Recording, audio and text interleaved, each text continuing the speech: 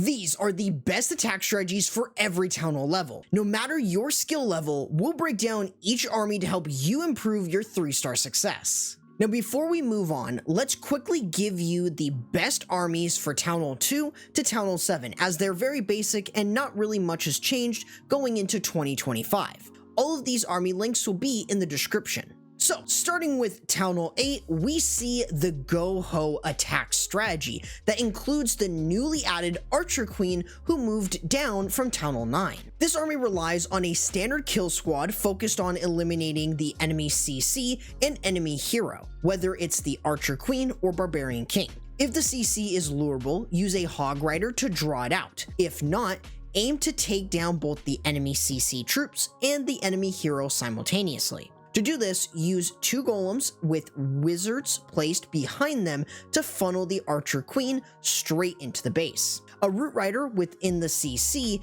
helps break walls quickly and reliably, while also providing tanking, which allows your queen to push deeper into the base. From there, use a poison spell to handle the enemy CC troops while eliminating the enemy hero with your queen.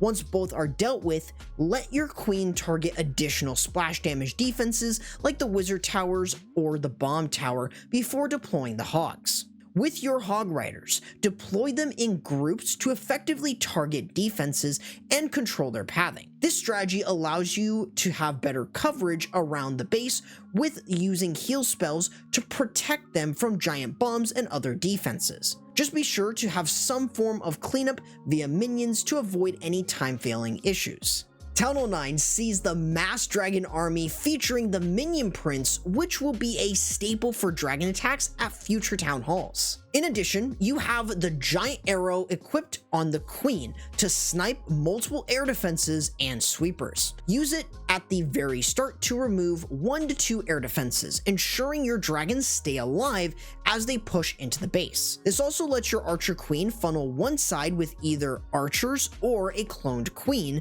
while using an Electro Dragon CC on the opposite side to cut off that area. This is going to guide your dragons into the base more effectively. And speaking of the dragons, deploy them right between your 2 funnels to guide them straight into the base. This lets you use the Minion Prince's Dark Orb ability to slow down defenses, which reduces the damage taken, and it makes it easier for the dragons to clear them. You also want to use an early rage spell to push everything forward, and if the dragons do spread out, you can use additional rage spells to strengthen those groups. Use free spells on defenses like the Expos, enemy heroes, and any remaining air defenses to ensure they remain standing. This should let you clear bases easily with dragons and the Minion Prince, so you can have a fun time at Town Hall 9.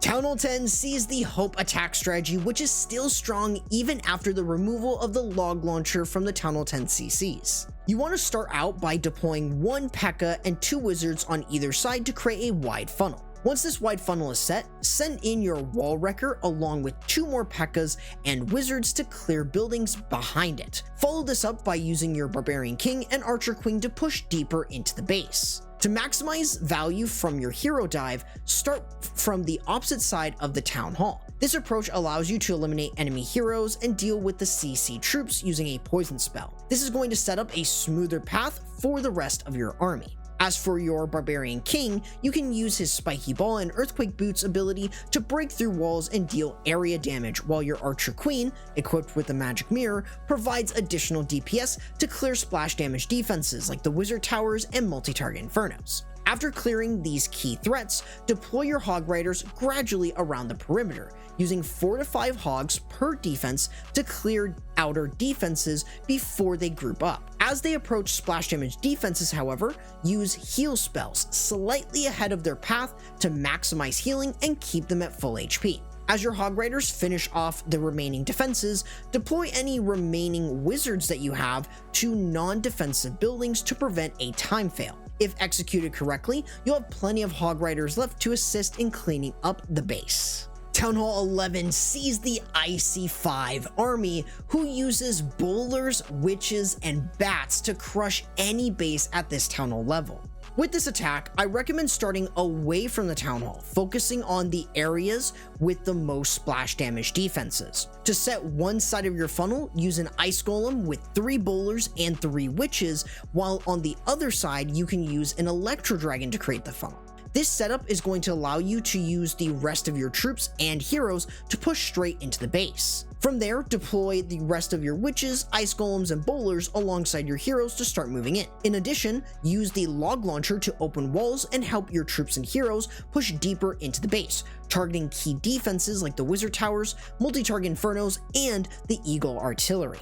Once you're within the core, you can activate your hero abilities to clear more defenses and advance further into the base. With your bat spells, use them over splash damage defenses while using free spells to disable them and protect your bats. If multiple splash damage defenses are within one free spell's range, you'll get excellent value. You also want to time your free spells carefully to keep the bats safe, so that way you don't lose a large chunk of them. Once all the splash damage defenses are cleared though, the bats can quickly overwhelm other defenses, and if used correctly, you will have more than enough troops and bats to clear through the rest of the base. Town Hall 12 sees the Zap Witch attack as it's one of the easiest armies for a Town Hall 12 player to use. You want to start out by using 4 lightning spells and 1 earthquake on 2 separate Inferno Tower compartments. It's best to target multi-target Infernos, but if they're all set to single, focus on them as well. I also recommend positioning your lightning spells around the Inferno Tower to take out additional defenses within the compartment with an earthquake spell. With both Infernos zapped, however, deploy your golems and witches to start pushing into the base, using the log launcher to open walls and clear defenses within its range. You may also want to use a super wall breaker to ensure that your heroes can enter the base easier. This setup should allow your witches and heroes to take out the 3rd Inferno and the Eagle Artillery as they move in. You should also use the Barbarian King's Earthquake Boots and Spiky Ball to open the core of the base and deal massive burst damage, in addition with the Queen's Magic Mirror ability to add additional DPS. With all of that inside the base, it's going to gut the entire core quite quickly. Additionally, any witches and golems that are along the outside will help clear non-defensive buildings, which will speed up the cleanup process and ensure a smoother finish attack. Town Hall 13 sees the Mass Dragon attack strategy, which features the Royal Champion Charge and Mass Invisibility spells. With how simple this army is, start by using the Royal Champion and immediately press her ability. This will have the Rocket Spears clear out defenses towards the outside, setting up an effective Royal Champion Charge with 11 invisibility spells. In this case, use invisibility spells every 4 seconds to maximize your Royal Champion Charge. Don't worry if one of them covers a defense, as the Electro Boots deal constant damage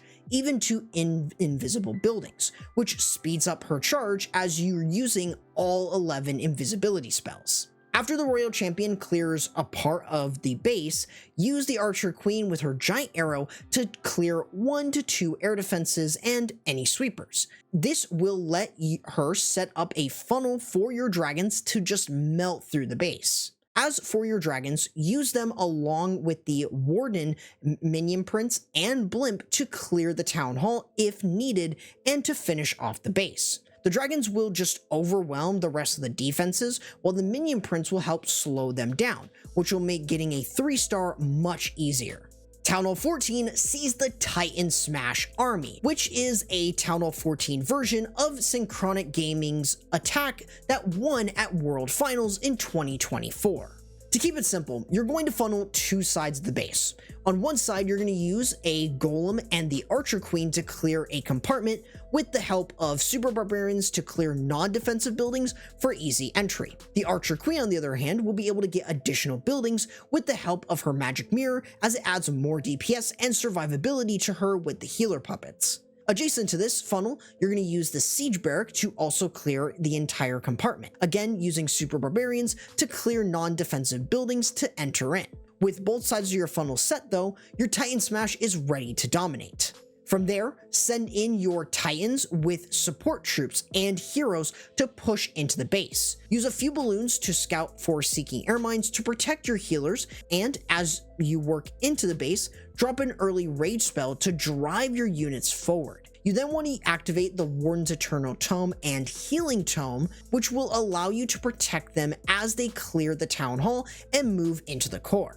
Once inside the core, you can use skeleton spells for distraction or an extra rage spell to maximize damage. Outside of that, you want to use your King's Spiky Ball and Earthquake Boots to open up the base up for your Titans to keep moving seamlessly between buildings. You will also use the Royal Champion on the back end with the Electro Boots and the Hog Puppets, which boosts her survivability while dealing heavy damage to defenses and clearing skeleton traps. If all goes to plan, you will have a fun time using the Titan Smash army and won't have many time-failing issues with all the troops still alive at the end.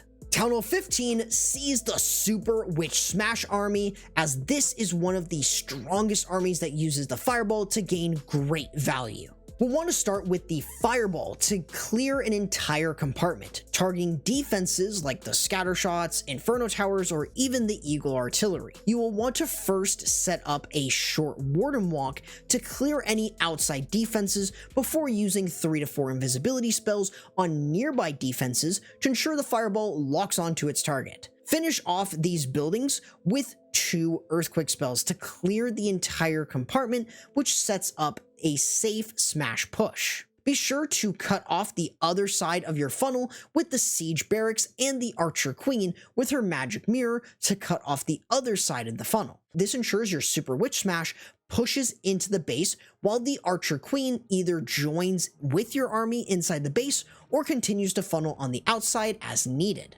As for your smash, you'll want to use an early rage spell to clear defenses early on as they enter the base, while you have the Earthquake Boots to open up more of the base for your Super Witches and Big Boys to take care of once the king reaches the core. You can also use more rage spells over them to help quickly ramp up damage on defenses and to keep your Super Witches healed by the healers. As for your Royal Champion, you're going to use her on the back end to help clear through remaining defenses, with the help of the Electro Boots to deal damage to defenses and clear skeleton traps. This really does make the Royal Champion much more powerful. In addition, using her Hog Puppet ability gives her a nice way to redirect damage away from her and to keep her moving. Other than this, you should have more than enough cleanup with minions and any leftover troops to help 3-star with no problems at all. Town Hall 16 sees the Fireball Rocket Balloon army. This is by far the most consistent army, but can be quite tricky if you don't know how to use it. Using the Grand Warden to walk on one side of the base is what you want to focus on first. Having the Unicorn allows you to have additional healing if one of the healers do fall. I do recommend using any balloons to look for any seeking air mines, but also using an early rage can be ideal to keep your Warden alive as he walks. This charge will also include the Fireball, which can be used by having 3 to 5 invisibility spells at the ready on nearby defenses to send the Fireball deep into the base, usually to deal with any defenses and the enemy's CC if possible. If the Warden falls, use a Revive spell to quickly bring him back, allowing the healers to restore his health before they move away from him. While the Warden charges throughout part of the base, deploy your Siege Barrack to cut off the other side of your funnel, allowing your king and queen to dive in and clear more defenses. This allows you to use your king's Earthquake Boots and Spiky Ball to damage defenses with its huge area damage, while having the queen and her magic mirror right behind to take out defenses and assist with cleanup. As for the Royal Champion, she can be used on the back end with her Rocket Spear to help deal with defenses along with the rocket balloons. The sheer number of rocket balloons will overwhelm defenses, ensuring you can crush the base with time to spare. Just be sure to have some low housing space troops or even any leftover rocket balloons to speed the cleanup to dominate any base you see. And Town Hall 17 sees the Root Rider Minion Prince army. While this may seem like a strange combo, this brings Root Riders back on top. With this army, you always want to start by clearing a funnel with a Royal Champion charge. This will be a short charge where you immediately use her haste vial ability to quickly speed in. I also recommend timing your invisibility spells every 10 seconds with the Spirit Fox or whenever she leaves the invisibility spell early to get the most value. Once she's cleared enough defenses, which can include the Town Hall if you can remove it, use a recall spell to save her for later. This lets you use your Siege Barracks and the Archer Queen to funnel the adjacent side of the base. This is a powerful funnel that will allow you to control your Root Riders and Valkyries into the core. Having the Archer Queen's Magic Mirror and Healer Puppet abilities will keep her alive while dealing significant damage to overwhelmed defenses. Additionally, use Super Barbarians to guide the Siege Barrack troops and Queen into the desired compartment. But with the funnel set, send in your Root Riders and Valkyries to smash the base. I recommend using some balloons before deploying your healers and Minion Prince to look out for any Seeking Air Mines early on. You can also place in your recalled Royal Champion to move in and help deal with defenses, in addition to using an early Eternal Tome to keep everyone alive. Consider also using an Overgrowth spell on key defenses to temporarily disable them, giving your troops plenty more time to steamroll other sections of the base before circling back to it. As for your Minion Prince though, his role is to be a tank for the healers, and since Root Riders do not rely on the king unlike other troops, he can get way more value than the king does. He offers henchmen puppets who can soak up Seeking Air Mines, while also granting him a 1-second invisibility. He also can slow down defenses up to 50%, which makes him a strong option to cover the Root Rider's weakness. Other than this, your entire Root Rider push will easily smash most bases with the overwhelming amount of troops and heroes alive, which just shows how strong this army can be with the Minion Prince. As we move into 2025, these are the best armies that you can use, and you can always return to this video as you progress in the game. In case you are looking for some no epic equipment armies, I have one right here for you to check out, in addition to one YouTube recommends says is best for you.